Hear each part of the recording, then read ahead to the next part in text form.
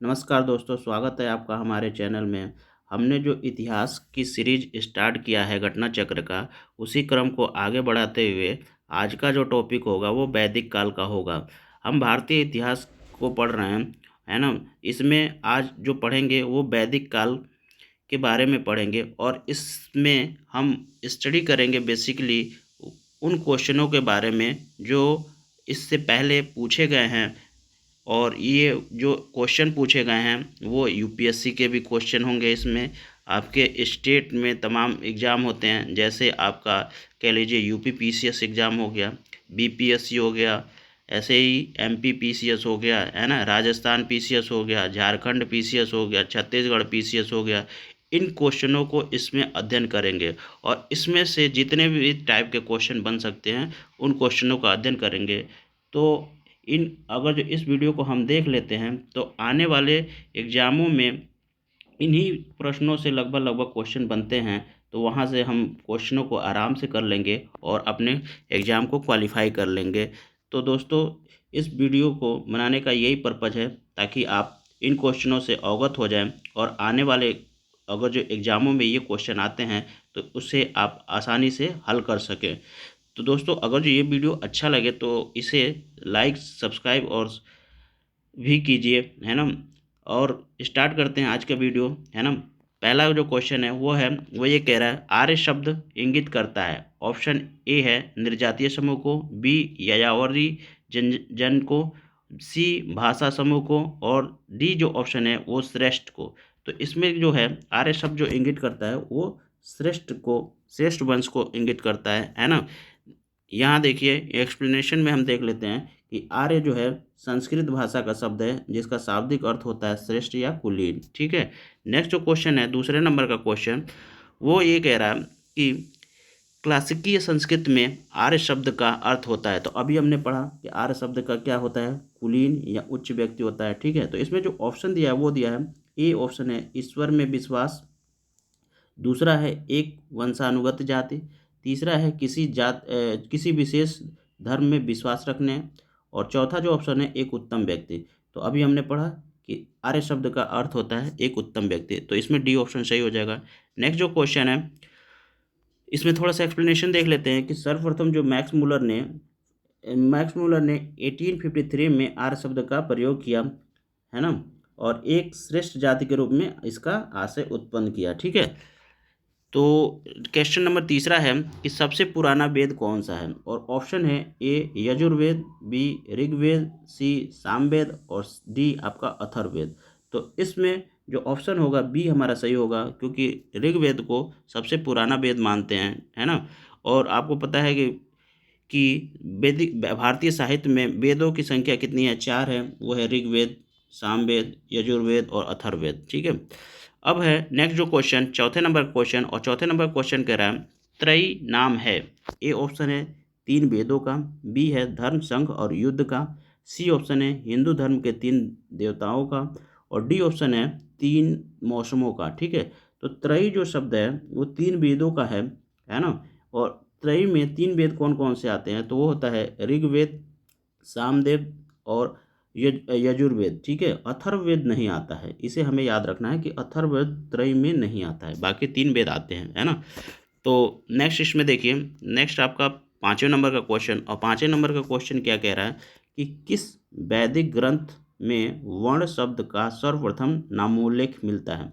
ए option है Rigveda, B option है अथर्ववेद, सी option है सामवेद, और डी ऑप्शन है यजुर्वेद। ठीक है। तो इसमें जो ऑप्शन ए सही होगा कि ऋग्वेद में क्या है, वर्ण शब्द का प्रयोग हुआ है, और ये 10वें मंडल में इसका यूज हुआ है वर्ण शब्द का, है ना।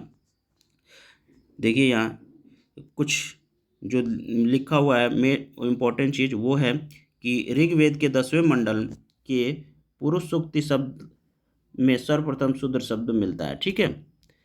नेक्स्ट है इसमें 6ठे नंबर का क्वेश्चन, और 6ठे नंबर का क्वेश्चन कह रहा है वर्ण व्यवस्था से संबंधित पुरुष सूक्ति मूलतः पाया जाता है ना। ए ऑप्शन है अथर्ववेद, बी ऑप्शन है सामवेद, सी है ऋग्वेद, डी है मनु स्मृति, और ई है इनमें से कोई नहीं। तो अभी हमने कहा कि पुरुष सूक्ति का वर्णन जो है वो ऋग्वेद के 10वें मंडल में है ना। तो इस प्रकार सी ऑप्शन सही हो जाएगा। नेक्स्ट जो आपका है वो सुमेल करना है, और सुमेल में कह रहा है कि आपका ये 7वें नंबर का क्वेश्चन सुमेल करना है, और सुमेल में कह रहा है कि अथर्ववेद, तो अथर्ववेद हमारा किससे रिलेटेड है, तो अथर्ववेद जो है औषधियों से संबंधित होता है ना। ऐसे ही ऋग्वेद, ऋग्वेद में आपका ईश्वर की महिमाओं का वर्णन किया गया है ना, तो इसमें ए ऑप्शन हो जाएगा। ऐसे ही यजुर्वेद, यजुर्वेद में आपका क्या है, बलिदान यज्ञ, इसके बारे में आपका एक्सप्लेन किया गया है, और सामवेद संगीत से रिलेटेड है। तो इस प्रकार हम कह सकते हैं इसमें 3, 1, 2, 4 जो ऑप्शन होगा वो हमारा सही होगा, तो इसमें ऑप्शन नंबर ए है वो हमारा सही हो जाएगा। नेक्स्ट जो क्वेश्चन है, और इसे हमें याद रखना है क्योंकि यही हम क्वेश्चन है हर बार लगभग लगभग हर एग्जाम में कहीं ना कहीं ये पूछ ही देता है कि आपका कौन सा वेद किससे रिलेटेड है, ठीक है, तो इसे हमें याद रखना है। नेक्स्ट जो क्वेश्चन है, देखिए इसी क्वेश्चन को फिर से रिपीट किया गया है कि सूची 1 को सूची 2 से सम्मिलित कीजिए और नीचे दिए गए कूट का सही उत्तर कीजिए। तो ऋग्वेद, अभी हमने कहा तो ऋग्वेद किससे रिलेटेड है, तो ऋग्वेद में आपका प्रार्थनाएं की गई हैं, देवी देवताओं की पूजा की गई है ना, तो चौथे पे आ जाएगा। ऐसे ही यजुर्वेद, यजुर्वेद मतलब यज्ञ से रिलेटेड है, कर्मकांड से रिलेटेड है ना, तो इसमें कौन सा ऑप्शन आ जाएगा, स्तोत्र एवं कर्मकांड से, है ना। सामवेद संगीत से रिलेटेड है ना। अथर्ववेद, तो अथर्ववेद में आपका क्या है, तंत्र मंत्र और वशीकरण का आपका एक्सप्लेन किया गया है ना। तो इस प्रकार इसमें क्या हो जाएगा, जो ऑप्शन हो जाएगा 4, 2, उसके बाद 1, 3, जो ऑप्शन होगा 4, 2, 1, 3, यानी ऑप्शन नंबर ए है, तो ऑप्शन नंबर ए सही हो जाएगा, ठीक है। इसे हमें फिर से याद रखना है, ठीक है। नेक्स्ट जो क्वेश्चन है 9वें नंबर का, वो कह रहा है निम्नलिखित 4 वेदों में से किस एक में जादुई माया और वशीकरण का वर्णन है। ए ऑप्शन है ऋग्वेद, बी यजुर्वेद, सी अथर्ववेद और डी है सामवेद। तो इसमें जो है अथर्ववेद में आपका जादू माया और वशीकरण का वर्णन किया गया है, और इसमें आपका औषधि का भी वर्णन किया गया है ना। तो इस प्रकार सी ऑप्शन सही हो गया। नेक्स्ट जो है ऋग्वेद में ऋचाएँ हैं, तो ऋग्वेद में ऋचाएँ कितनी हैं, वो ऑप्शन है, पहला ऑप्शन 1028, बी ऑप्शन है 1017 और सी ऑप्शन है 1128 और डी ऑप्शन है 1020, है ना। तो ऋग्वेद में 1028 आपके ऋचाएँ हैं, तो इसमें ऑप्शन ए सही हो जाएगा, है ना, कि 1028 आपका ऑप्शन नंबर ए सही हो गया, ठीक है। ऐसे ही क्वेश्चन नंबर 11 जो है 11 नंबर का क्वेश्चन कह रहा है सूची 1 को सूची 2 से सम्मिलित कीजिए और निम्न दिए हुए कूट का में से सही उत्तर का चयन करना है ना। तो इसमें कह रहा है कि आपका कौन सा ऑप्शन सही है उसको आपको चुनना है ना। तो आपको इसमें ऑप्शन देखने के लिए क्या करना पड़ेगा, ये आपको देखना पड़ेगा कि कौन कौन से सही है ना। तो ऋग्वेद गोपद ये आपका ऑप्शन सही नहीं है, ठीक है। ऐसे ही सामवेद, इसमें भी शतपथ ये भी सही नहीं है। तो आपका अथर्ववेद ये ऐत्रेय ये सही हो गया, है ना। यजुर्वेद पंचवेद ये भी सही है, तो यानी सी ऑप्शन आपका सही हो जाएगा, है ना। नेक्स्ट जो आपका इसमें देखते हैं क्वेश्चन, वो क्वेश्चन आपका देखिए 13 नंबर का क्वेश्चन, और 13 नंबर का क्वेश्चन कह रहा है ऋग्वेद का कौन सा मंडल पूर्णतः सोम को समर्पित है, ठीक है। तो इसमें ऑप्शन है ए 7वां मंडल, बी 8वां मंडल, सी आपका 9वां मंडल और डी आपका 10वां मंडल। तो ऋग्वेद में जो है सोम 9वें मंडल को पूर्णतः समर्पित है ना। तो इस प्रकार सी ऑप्शन सही हो गया। नेक्स्ट जो क्वेश्चन है 14 नंबर का क्वेश्चन, और 14 नंबर का क्वेश्चन ये कह रहा है ऋग्वेद संहिता का 9वें मंडल पूर्णतः किसको समर्पित है, ठीक है। ए ऑप्शन है इंद्र और उसका हाथी, बी है उर्वशी एवं स्वर्ग, सी है पौधों और जड़ी बूटियों से संबंधित देवतागण, और डी जो ऑप्शन है सोम और इस पे पर नामकृत देवता, ठीक है। तो आपका डी ऑप्शन सही हो जाएगा कि 9वें मंडल में जो आपका 9वां मंडल जो समर्पित है वो सोम के लिए समर्पित है, ठीक है। तो इस प्रकार नेक्स्ट क्वेश्चन पे चलते हैं, और नेक्स्ट क्वेश्चन आपका 15वां नंबर का क्वेश्चन, और 15 नंबर का क्वेश्चन ये कह रहा है यज्ञ संबंधी विधि विधान का पता चलता है। ऑप्शन ए है ऋग्वेद से, बी है सामवेद से, और सी है ब्राह्मण ग्रंथ से, और डी है यजुर्वेद से। तो यज्ञ का पता हमारा यजुर्वेद से पता चलता है, ठीक है। इसको याद रखने का एक तरीका आप याद रख सकते हैं, य से यज्ञ और य से यजुर्वेद, ठीक है। नेक्स्ट जो क्वेश्चन है वो आपका क्वेश्चन नंबर आपका 16 है, और 16 नंबर का क्वेश्चन कह रहा है निम्नलिखित में से किसका संचलन ऋग्वेद पर आधारित है ना। ए ऑप्शन है यजुर्वेद, बी है सामवेद, सी है अथर्ववेद और डी है उपयुक्त में से कोई नहीं। तो आपका जो सामवेद है वो ऋग्वेद पे ही आधारित है, ठीक है। इसके जो मैक्सिमम ऋचाएँ हैं या छंद हैं वो आपके ऋग्वेद से ही लिए गए हैं, ठीक है। देख लेते हैं इसके एक्सप्लेनेशन को, अभी क्रिस्टल क्लियर हो जाएगा हमारा। और सामवेद में कुल 1810 छंद हैं, जिसमें से 75 छंद को छोड़कर शेष सभी ऋग्वेद में भी उपलब्ध हैं, है ना। अतः सामवेद का संकलन ऋग्वेद पर आधारित है ना। सामवेद की 3 शाखाएं हैं, एक तो है कौमुदीय, दूसरा है रामायणीय और तीसरा है जैमिनीय, ठीक है। नेक्स्ट जो क्वेश्चन है 17 नंबर का क्वेश्चन, और 17 नंबर क्वेश्चन कह रहा है भारत के किस स्थल की खुदाई से लौह धातु के प्रचलन के प्राचीनतम प्रमाण मिलते हैं, है ना। यानी कहने का मतलब ये है, क्वेश्चन ये पूछ रहा है कि ऐसा कौन सा स्थान है जहाँ भारत का ऐसा कौन सा स्थान है जहाँ पे आपका क्या है, लोहे गलाए जाते थे। ये आपका क्वेश्चन है ना। तो इसमें ऑप्शन ए है तक्षशिला, बी है अंतरजी खेड़ा, सी है कौशाम्बी और डी है आपका हस्तिनापुर, है ना। तो इसमें जो अंतरजी खेड़ा है वहाँ से आपको भारत के पुराने जो हैं पुराने ज़माने में पता चलता है कि यहाँ धातु पिघलाए जाते थे, वो भी लोहे के धातु पिघलाए जाते थे, ठीक है। तो भारत में इसका इंफॉर्मेशन पढ़ लेते हैं। भारत में लोहे के प्राचीनतम संबंधित साहित्य उल्लेखों की पुष्टि पुरातात्विक साक्ष्यों से होता है, ठीक है। ऐच्छन्य, अंतरजी खेड़ा, आलमगीरपुर, मथुरा, रोपड़, श्रावस्ती, काम्पिल आदि स्थानों की खुदाई से लौहयुगीन संस्कृति के अवशेष प्राप्त होते हैं, ठीक है। अंतरजी खेड़ा से लौह धातु मल और धातु शोधन में प्रयुक्त होने वाली भट्ठियाँ मिली हैं, जिससे यह संकेत मिलता है कि यहाँ लौह धातु को गलाने का कार्य अस्थायी रूप से होता था, ठीक है। नेक्स्ट जो क्वेश्चन है वो है 18 नंबर का क्वेश्चन, और 18 नंबर का क्वेश्चन कह रहा है उपनिषद पुस्तक है ना। और ए ऑप्शन है धर्म पर, बी है योग पे, सी है विधि पे। तो ये उपनिषद जो पुस्तक है वो आपका दर्शन पर है, ठीक है। तो ऑप्शन नंबर डी सही हो गया। नेक्स्ट जो क्वेश्चन है वो क्वेश्चन आपका 18 के बाद हम 19 नंबर क्वेश्चन पे चलते हैं। तो 19 नंबर का क्वेश्चन है उपनिषदों की मुख्य विषय है ना। ए ऑप्शन है सामाजिक व्यवस्था, बी है दर्शन और बी सी है विधि और डी है आपका राज्य। तो अभी अभी हमने पढ़ा कि उपनिषद किस विषय पे है, दर्शन पे है, तो इस प्रकार बी ऑप्शन सही हो जाएगा, ठीक है। नेक्स्ट जो क्वेश्चन है वो है निम्नलिखित में से किस एक वैदिक साहित्य में मोक्ष की चर्चा मिलती है, ठीक है। ए है ऑप्शन ऋग्वेद, बी है परवर्ती संहिता और सी है ब्राह्मण और डी है उपनिषद, ठीक है। तो इसमें जो वैदिक साहित्य की मोक्ष की चर्चा मिलती है वो उपनिषद में मिलता है। इसके कुछ फैक्चुअल इंफॉर्मेशन भी पढ़ लेते हैं, ठीक है। वेदों में मोक्ष शब्द प्रयुक्त नहीं हुआ है, ठीक है। उपनिषदों में प्रथम बार मोक्ष की चर्चा मिलती है। यह शब्द श्वेताश्वर उपनिषद में पहली बार आया, ठीक है। इसे हमें याद रखना है कि श्वेताश्वर इस उपनिषद में क्या है, ये आपका मोक्ष शब्द का प्रयोग हुआ है, ठीक है।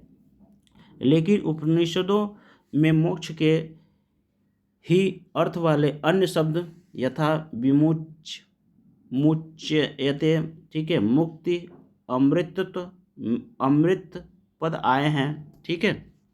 नेक्स्ट जो क्वेश्चन है 21 नंबर का क्वेश्चन, और 21 नंबर का क्वेश्चन ये कह रहा है कि अध्यात्म ज्ञान के विषय में नचिकेता और यम का संवाद किस उपनिषद में मिलता है, ठीक है। तो ये है आपका ऑप्शन दे रहा है बृहदारण्यक उपनिषद में, बी ऑप्शन है छांदोग्य उपनिषद में और सी ऑप्शन है कठोपनिषद में और डी ऑप्शन है केन उपनिषद में, है ना।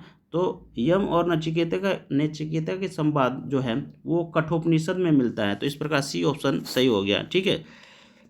नेक्स्ट जो है आपका 22 नंबर का क्वेश्चन, और 22 नंबर का क्वेश्चन है नचिकेता आख्यान का उल्लेख मिलता है।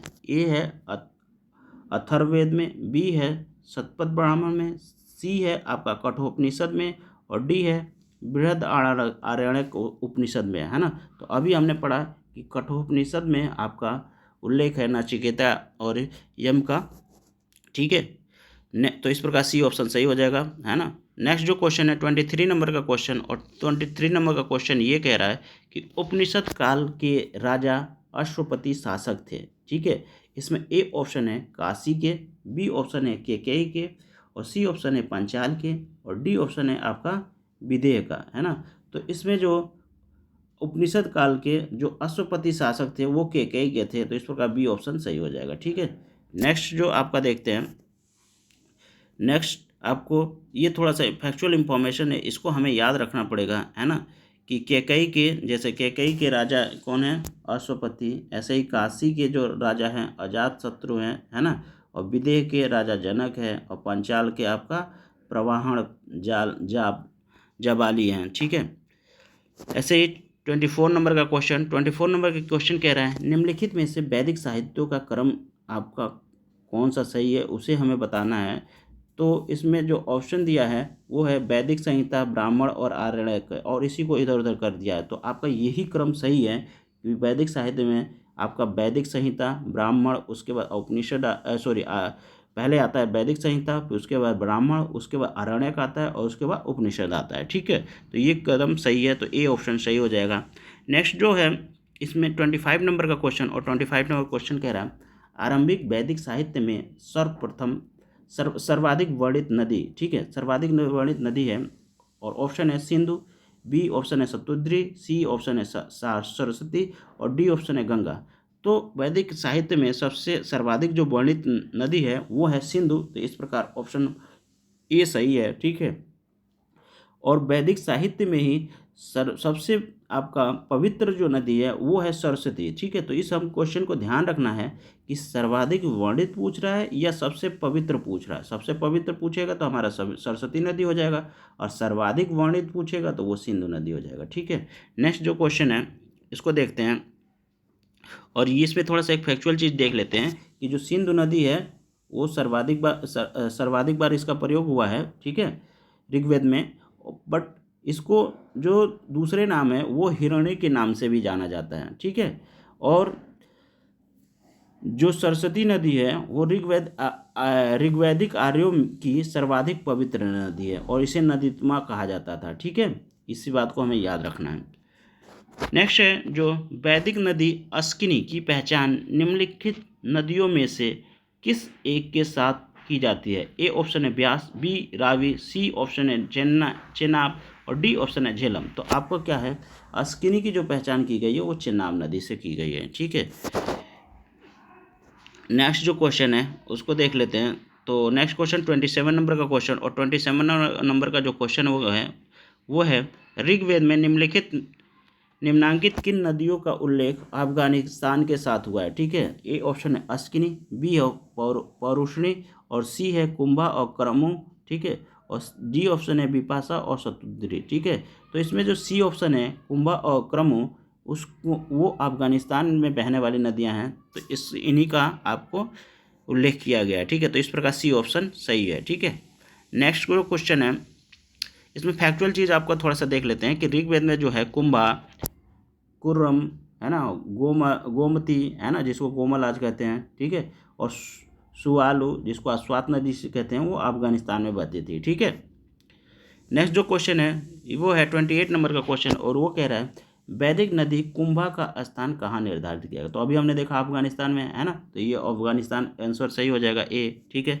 नेक्स्ट जो क्वेश्चन है 29 नंबर का क्वेश्चन, और ये कह रहा है सूची 1 को सूची 2 से सम्मेल कीजिए और इसके नीचे दिए गए सही कूट का प्रयोग करना है, ठीक है। तो आपको ये बताना है कि कुंभा को किस नाम से जानते थे। ये वैदिक नदियों का नाम दिया है, फिर आधुनिक नदियों का इधर नाम दिया है, ठीक है। तो कुंभा को आप किससे जानते हैं, तो कुंभा को काबुल के नाम से जानते हैं। पौरुषणी तो वो रावी नदी के नाम से जानते हैं। सदानीर आपका गंडक नदी को कहते हैं, है ना। शतुद्री मतलब सतलज को कहते हैं। तो इस प्रकार ऑप्शन देख लीजिए आप 3, 2, 1, 4 आपका जो ऑप्शन है वो सही हो जाएगा, है ना। तो 3, 2 इसमें हमने कहा पहले 2 कुंभा को काबुल बोला था, तो 2, उसके बाद पौरुषणी का रावी बोला था, तो 3, उसके बाद सदानीरा गंडक है तो 1, और उसके बाद शतुद्री है सतलज से, तो वो हो जाएगा 4, है ना। तो 2, 3, 1, 4 यानी बी ऑप्शन सही हो जाएगा, ठीक है। बी ऑप्शन को हम टिक मार देंगे।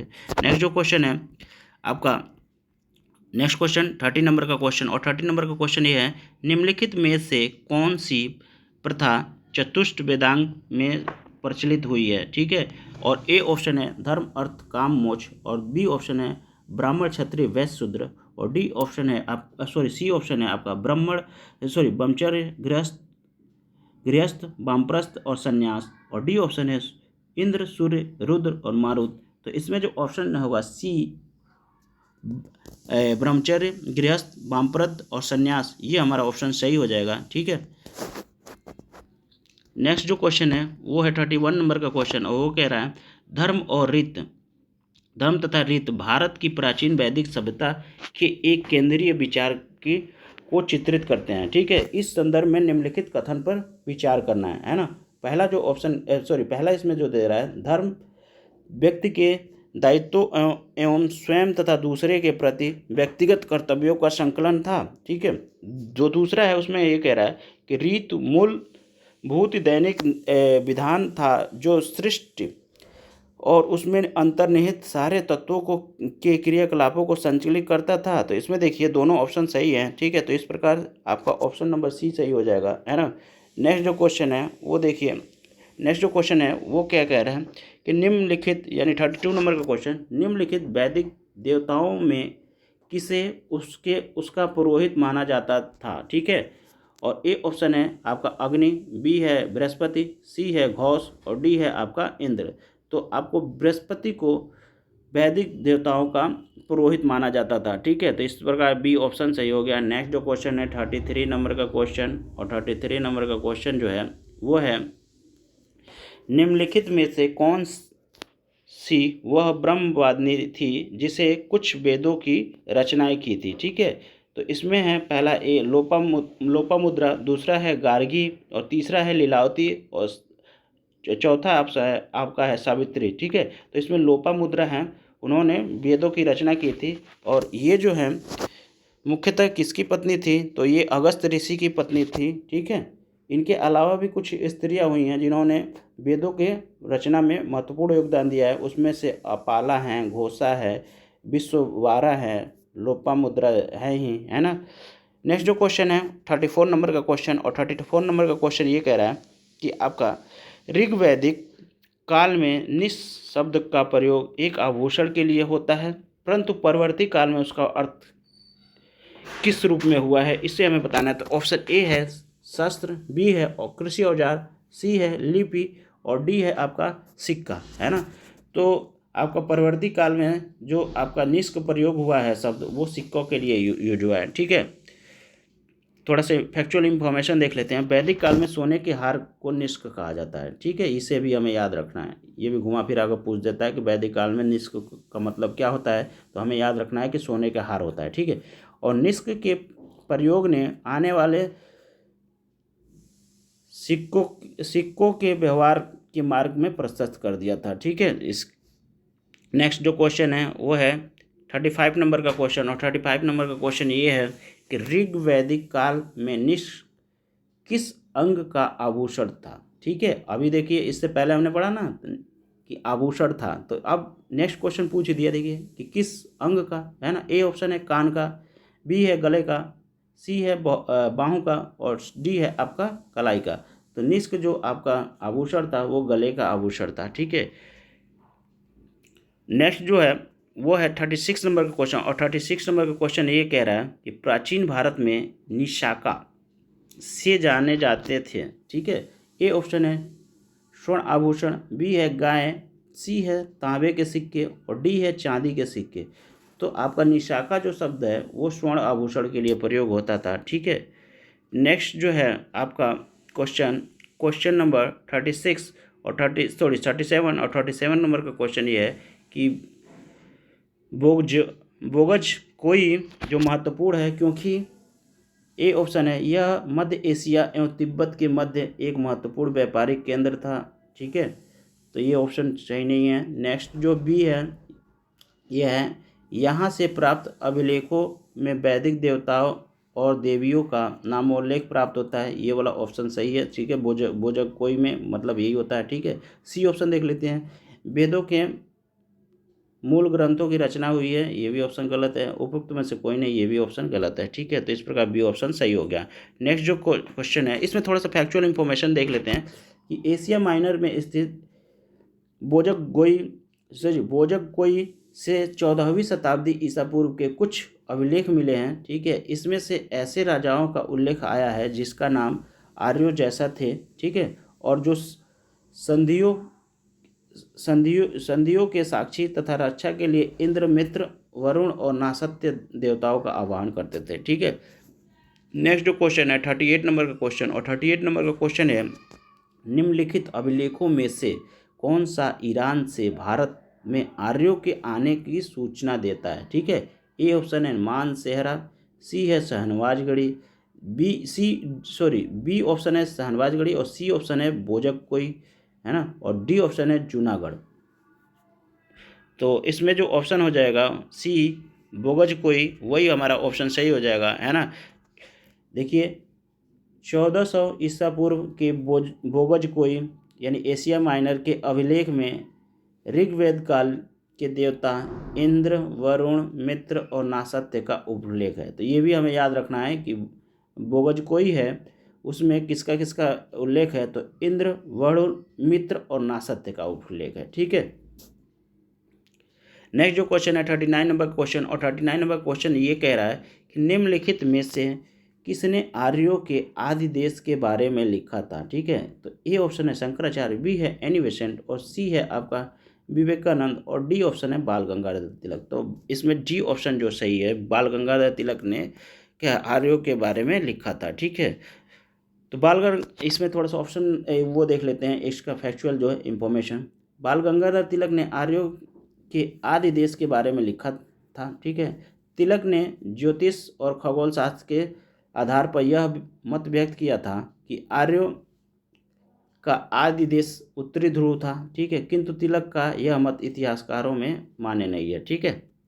नेक्स्ट जो क्वेश्चन है 40 नंबर का क्वेश्चन, और 40 नंबर का क्वेश्चन ये है जिस ग्रंथ में पुरुष मेष का उल्लेख हुआ है वह है A option Krishna Yajurveda, B Shukla Yajurveda, C आपका शतपथ ब्राह्मण, और डी ऑप्शन है पंचविश ब्राह्मण।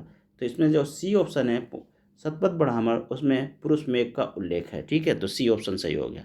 नेक्स्ट जो क्वेश्चन है 41 नंबर का क्वेश्चन, और 41 नंबर का क्वेश्चन ये कह रहा है कि शतपथ ब्राह्मण में उल्लेखित राजा विदेह माधव से संबंधित ऋषि थे। कौन थे ऋषि? इसमें ऑप्शन ए है ऋषि भारद्वाज, बी है ऋषि वशिष्ठ, और सी है ऋषि विश्वामित्र, और डी है ऋषि गौतम रहुगण, ठीक है। तो इसमें जो डी ऑप्शन है कि ऋषि गौतम रहुगण वो क्या थे? राजा विदेह जो माधव से संबंधित थे, ठीक है।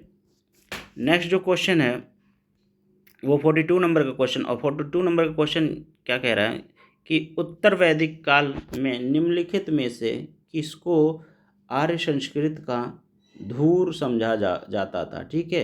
ए ऑप्शन है अंग मगध, बी है कौशल और विदेह, सी ऑप्शन है कुरु और पंचाल, डी है मत्स्य और सूरसेन, ठीक है। तो इसमें जो अंग और मगध हैं उसे आर्य संस्कृत का धूर समझा जाता था, ठीक है। ए ऑप्शन सही हो गया, है ना। ऑप्शन नंबर में थोड़ा सा एक्सप्लेनेशन देख लेते हैं। अंग और मगध को आर्य संस्कृत का धूर माना जाता है।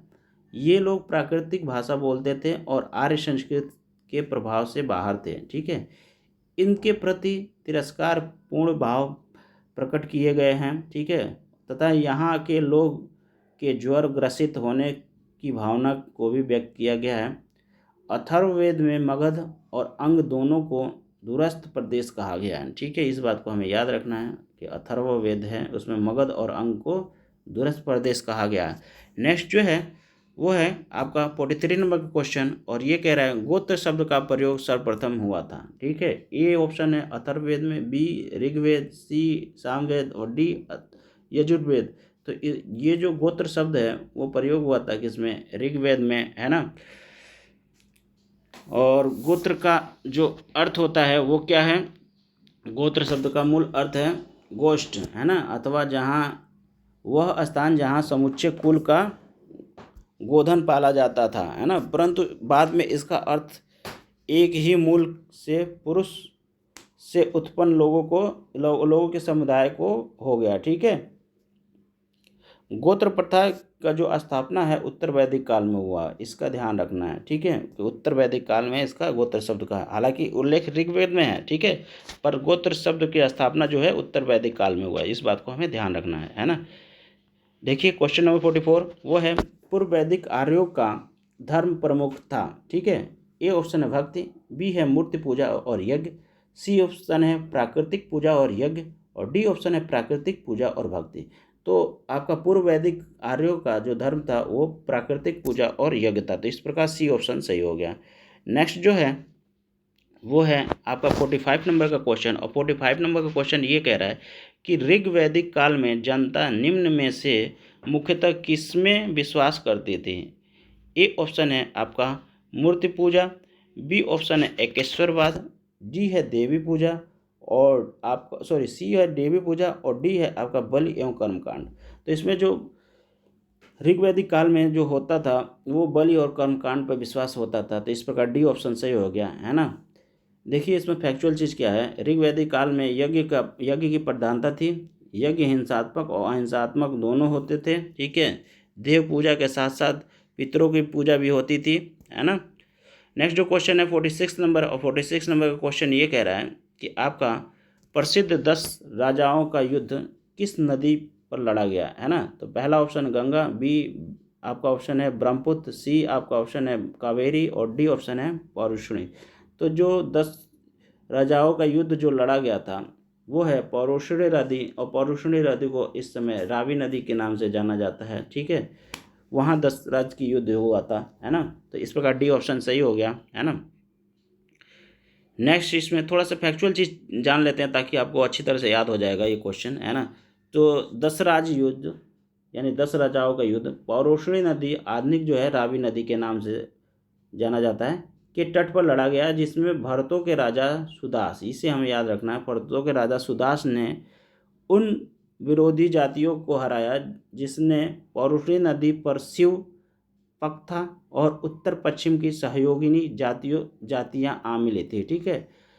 भरत जन के लोगों ने इस युद्ध के बाद निश्चित रूप से अपनी प्रधानता आर्य जनों के बीच स्थापित की थी, ठीक है।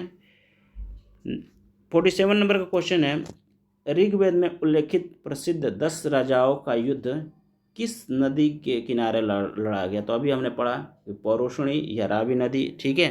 तो ए ऑप्शन सही हो गया। नेक्स्ट है जो क्वेश्चन, निम्नलिखित में से किस नदी को ऋग्वेद में मातेत्मा देवित्मा एवं नदीत्मा से संबोधित किया गया। तो अभी हमने पढ़ा कि इसमें जो है सरस्वती नदी को वो क्या कहा है, नदीत्मा कहा गया, है ना। तो आपका बी ऑप्शन सही हो जाएगा, सरस्वती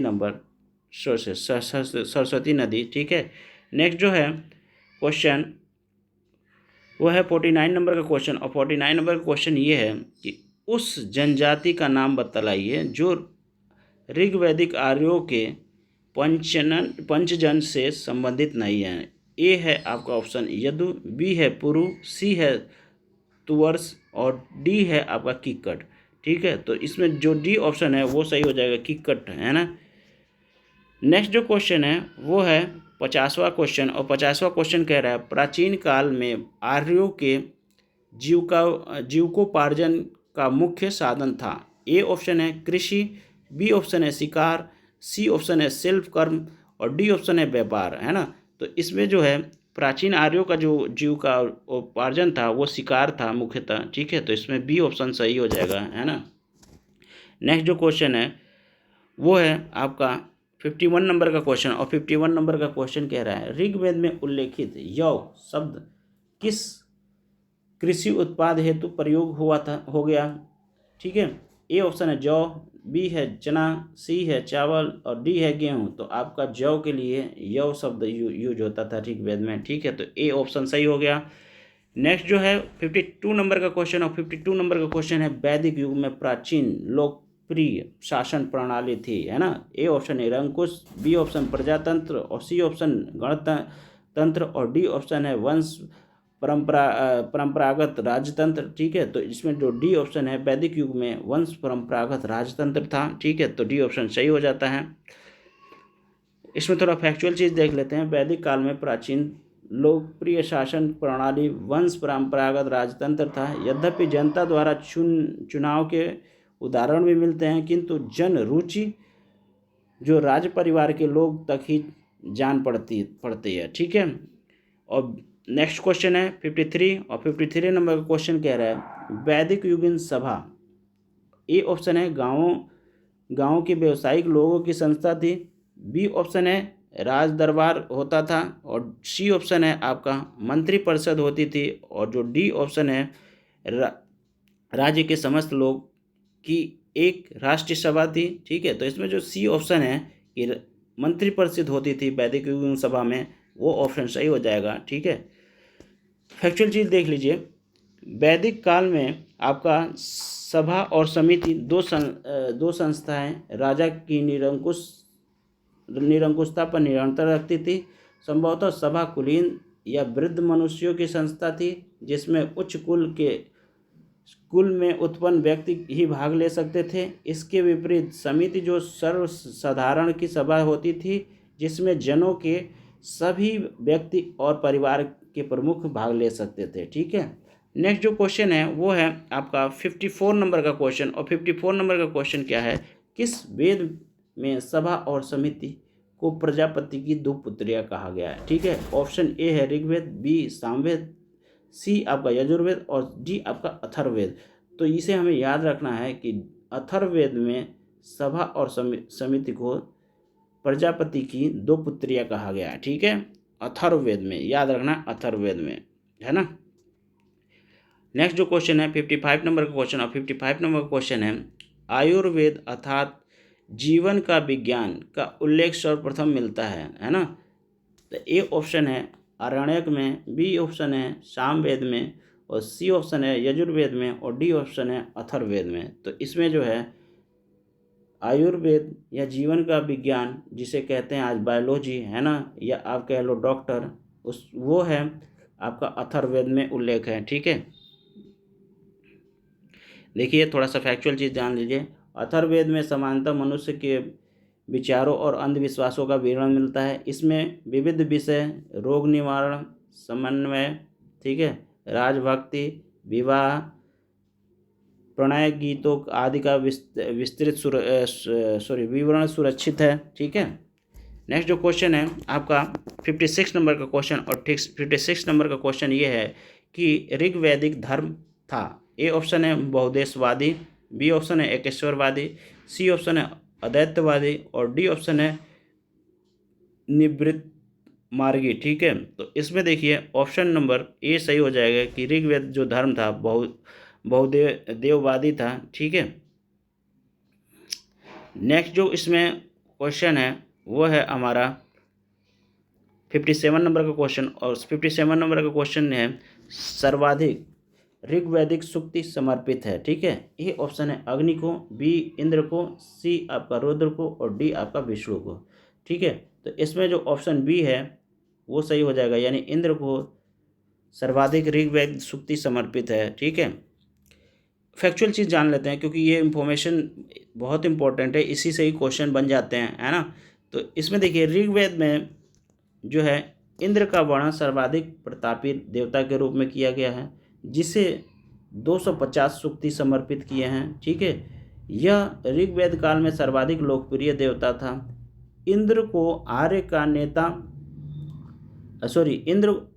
आर्यों का युद्ध नेता, वर्षा, आंधी, तूफान का देवता माना जाता है। ठीक है। ऋग्वेद में अग्नि को, आप देखिए अग्नि दूसरे स्थान पे है। ठीक है। अग्नि को 200 सूक्ति समर्पित है और वह काल का दूसरा सर्वाधिक महत्वपूर्ण देवता है। ठीक है। तीसरे स्थान पर वरुण है। ठीक है, जो समुद्र के देवता हैं और ऋतु का नियामक माना जाता है।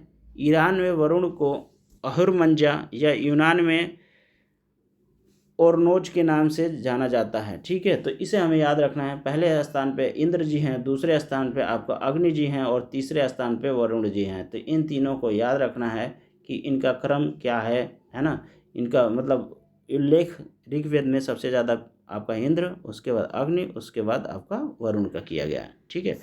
ऐसे नेक्स्ट क्वेश्चन, ऋग्वेद में सर्वाधिक संख्या में मंत्र संबंधित है। तो अभी अभी हमने पढ़ा किससे, तो सर्वाधिक संबंध जो था इंद्र को, इंद्र के बाद आपका क्या था अग्नि, तो अग्नि इसमें ऑप्शन दिया है, इंद्र नहीं दिया है, तो आपका ए ऑप्शन इसमें टिक मार देंगे। ठीक है, नेक्स्ट जो क्वेश्चन है 59 नंबर का क्वेश्चन, और 59 नंबर क्वेश्चन कह रहा है निम्नलिखित में से किसे ऋग्वेद में युद्ध देवता समझा जाता है। ठीक है, तो युद्ध देवता अभी आपने पढ़ा, किसको समझा जाता है, इंद्र जी को समझा जाता है, तो इसमें ए ऑप्शन आपका सही हो गया। ठीक है, फैक्चुअल चीज़ में देखिए यही क्वेश्चन फैक्चुअल चीज़ से उठा के पूछ दिया है ना, तो इस फैक्चुअल चीज़ को इसलिए ध्यान थोड़ा रखना पड़ेगा, है ना, जो इसमें इंफॉर्मेशन दिया है उसको हमें याद रखना पड़ेगा, उसी से क्वेश्चन आए हैं।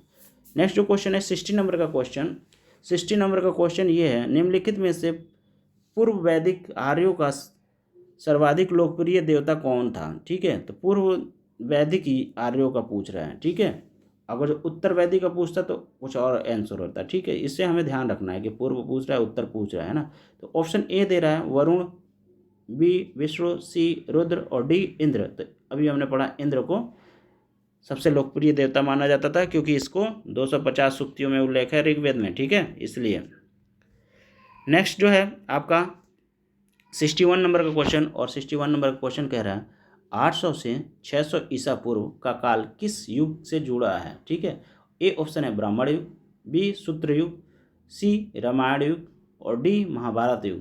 तो इसमें जो है 800 से 600 ईसा जो है वो ब्राह्मण युग से संबंधित है। ठीक है, नेक्स्ट जो क्वेश्चन है आपका 62 नंबर का क्वेश्चन, और 62 नंबर का क्वेश्चन ये है कि गायत्री मंत्र किस पुस्तक में मिलती है।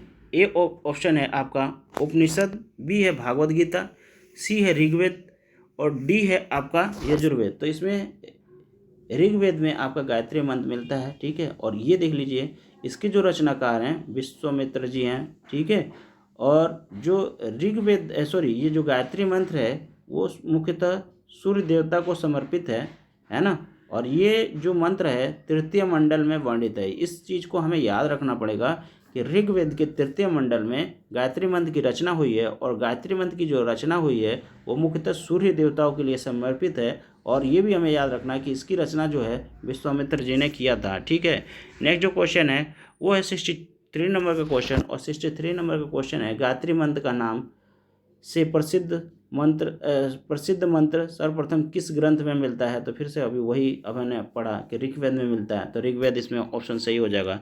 नेक्स्ट जो क्वेश्चन है आपका 64, और वो कह रहा है गायत्री मंत्र की रचना किसने की। अभी हमने पढ़ा था कि किसने की, विश्वामित्र जी ने, तो बी ऑप्शन सही हो गया। ठीक है, नेक्स्ट जो क्वेश्चन है 65, और 65 कह रहा है सर्ग, प्रतिसर्ग, वश, ममंतर और वंशानुचरित संकेत है। ए ऑप्शन है वेदों के, बी ऑप्शन है पुराणों के, और सी ऑप्शन है आपके उपनिषदों के, और डी ऑप्शन है सूत्रों के, है ना। तो ये जो हैं सर्ग प्रतिसर्ग ये सब आपके पुराणों में आते हैं, तो पुराणों के ही क्या हैं अनुलेख हैं। ठीक है, नेक्स्ट जो क्वेश्चन है वो है आपका 66, और 66 पूछ रहा है पुराणों की संख्या होती है। ए ऑप्शन दे रहा है 16, और बी ऑप्शन दे रहा है 18, ऐसे ही सी ऑप्शन दे रहा है 19, और डी ऑप्शन दे रहा है आपका 21। तो पुराणों की जो संख्या है वो 18 होती हैं, तो इस प्रकार बी ऑप्शन सही हो गया, है ना। इसमें कुछ फैक्चुअल चीज़ देख लेते हैं कि पुराणों की संख्या जो है वो 18 होती हैं, और ये जो पुराण है वो कौन कौन से हैं। पहला है मत्स्य, मार्कंडेय, दूसरा, तीसरा भविष्य, चौथा आपका भागवत, पांचवा आपका ब्राह्मण, और छठा आपका ब्रह्म वैवर्त, और आपका सातवां है ब्रह्म, आठवां है वामन, नौवां है वराह, आपका 10वां है विष्णु, और 11वां है आपका वायु, 12वां है अग्नि, 13वां है नारद, 14वां है पद्म, 15वां है लिंग, और 16वां है आपका गरुण, 17वां है कुर्मु, और 18वां है स्कंद पुराण। ठीक है, और इसकी रचना जो है लोमहर्ष ऋषि तथा उनके पुत्र उग्रवश्रवा द्वारा की गई थी। ठीक है, इन्हें भविष्य काल शैली में कलयुग के राजा का विवरण मिलता है। ठीक है, नेक्स्ट जो क्वेश्चन है आपका 67 नंबर का क्वेश्चन, और 67 नंबर का क्वेश्चन कह रहा है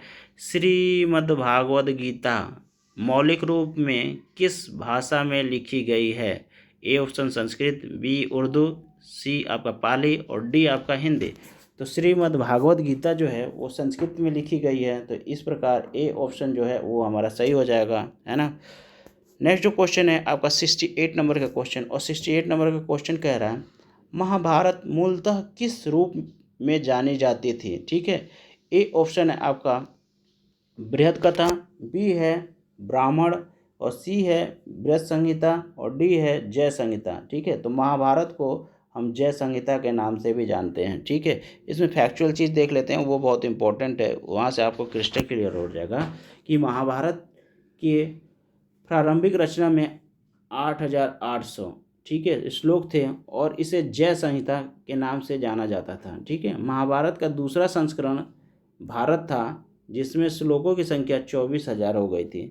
वर्तमान में महाभारत में 1,00,000 श्लोक प्राप्त हुए हैं, है ना।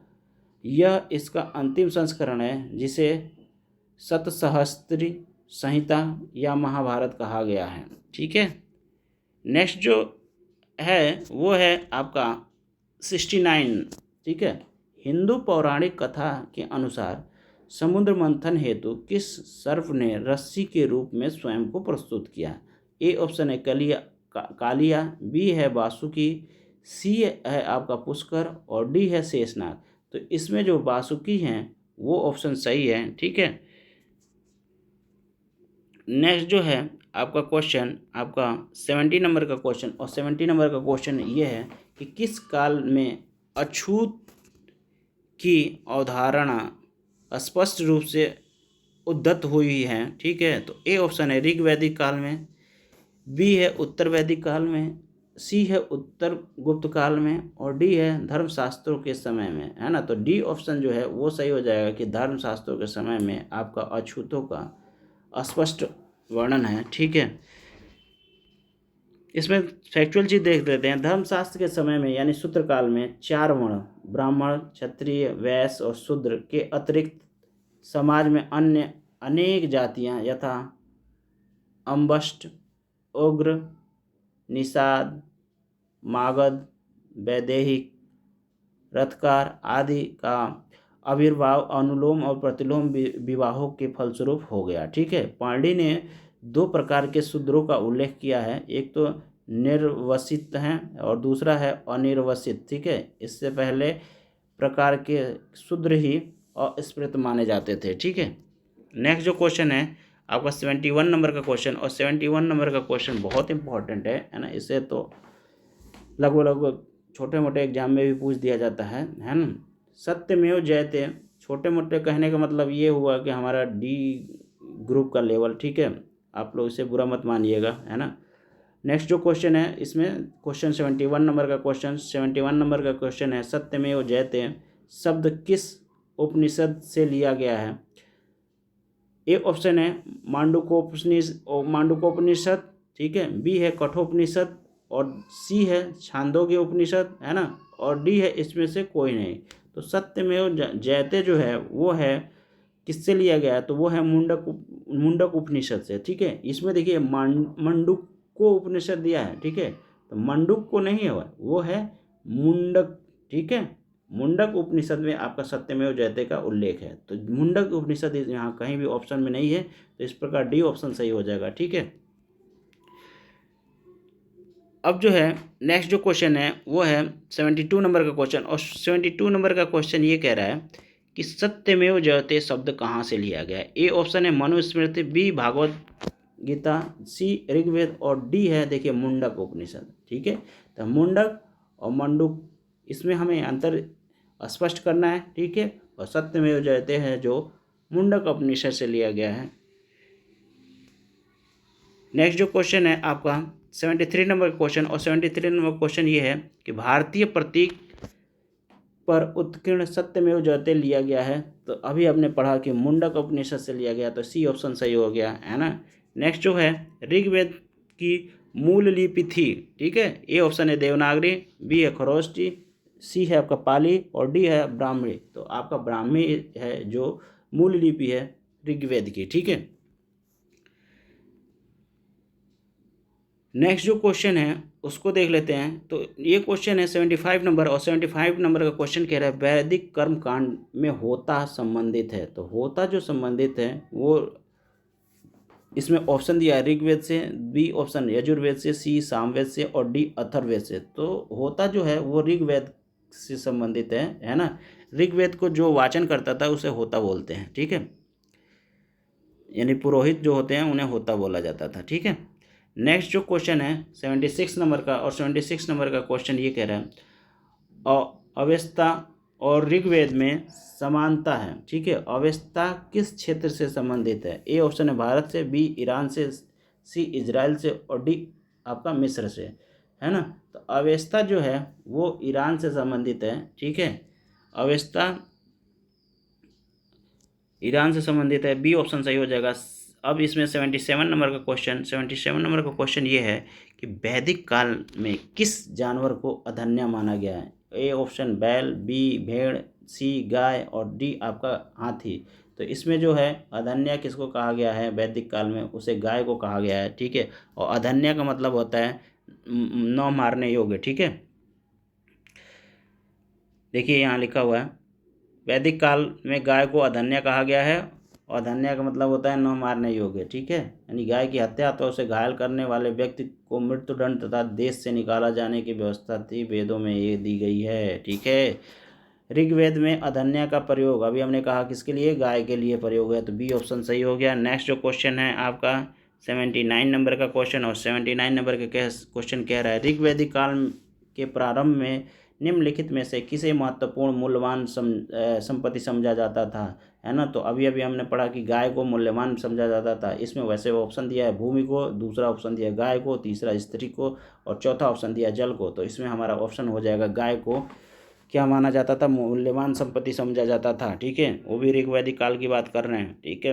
नेक्स्ट जो क्वेश्चन है 80 नंबर का क्वेश्चन, और 80 नंबर का क्वेश्चन ये कह रहा है प्राचीन भारतीय समाज के प्रसंग में निम्नलिखित शब्दों में से कौन सा शब्द शेष तीन के वर्ग का नहीं है? उसमें ए ऑप्शन है कुल, दूसरा बी वंश, सी आपका कोश, और डी आपका गोत्र, है ना। तो कोश जो शब्द है वो इनसे वर्ग मेल नहीं करता है ना।